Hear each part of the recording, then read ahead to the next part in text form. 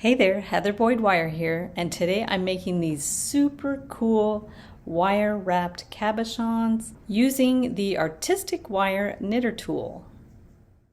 I'm using the Artistic Wire 6-prong knitter tool, a 2.5mm crochet hook, and 28 gauge artistic wire.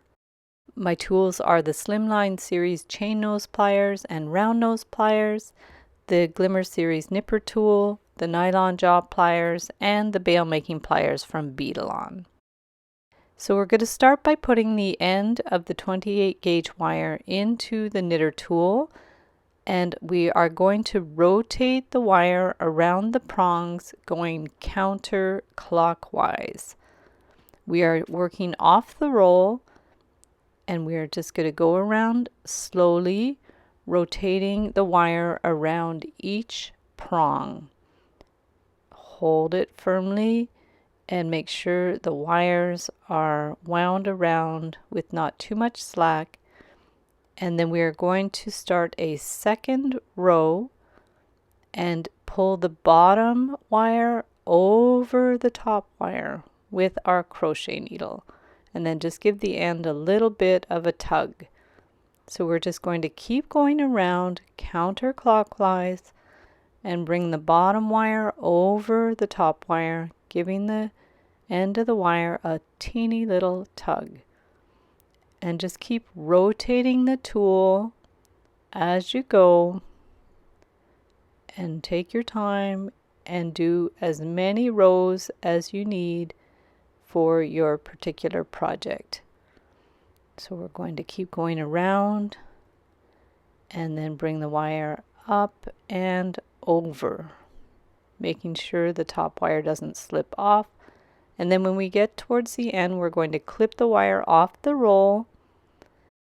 You can do another couple stitches if you want, and just keep going till you have enough.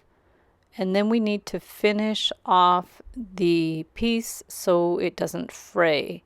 So we're going to remove the loop from the prong and pull the end of the wire through it to catch it in place. So just pull that wire right through, and then go to the next one, put your hook in, lift that stitch off the prong, and pull the end of the wire through. And just give it a little pull, and it will hold the end in place so you don't lose your loops. So lift and then bring the end of the wire through. Just rotating the tool as you go. Push the wire into the hook with your thumb and pull the end of the wire through. We're going to do that with all of our loops to finish it off. Let's give it a little tug and around. Lift that loop off the prong and pull the end through. So now you could remove it from the knitter tool, and there you have your piece. So I made about 7 rows. It will depend on how big your cabochon is. You can open it up a bit with your fingers or with a Sharpie, and then slide in your glass piece. This glass piece is from the dollar store. You can buy them at Michael's or at a stained glass store. So push your cabochon right in there, and then give the end of the wire a little pull, and it's going to gather it up together. So now we're going to take the end of our wire and we are going to bring it through to secure it all together. And you can bring it through again and then give it a little pull. It's like you're stitching it together and clip the end. So this is the bottom. We're just clipping off the end of the wire, and then push the wires in to make sure they're nicely positioned and firmly in place. And now we need to do a loop at the top. So these are the bail making pliers from Beadalon. We are going to wind the end of the wire around about 3 times to make the bail. So just bring the wire right around there, hold it in place, and then we want to wind the end around. So we're going to hold the loop and wind the wire around to secure it in place. And from there you can remove the pliers, wind it around a little bit more. And we want to make sure it's really secure, so I'm actually going to bring the wire through some of the other loops just to make sure it's a little bit more stable and secure. The 28 gauge is quite fragile, so you want to make sure you have enough wires wound around to hold that bail in place.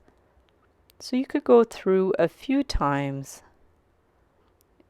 and wind it around again if you wish, and just keep winding the wire until you're happy with how it looks. And you can clip it with the flush cutters. Use your nylon jaw pliers to pinch in that bail to make sure it's nice and secure.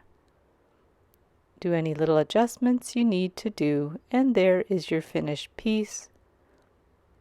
And here I did one with the silver wire, and I just lifted up some of those loops rather than creating a bail. So I just lifted them up with my round nose pliers, and I held it and twisted it around. So I've got about 3 loops in the pliers there, and I just twisted it around twice, and that creates a very simple and strong loop at the top.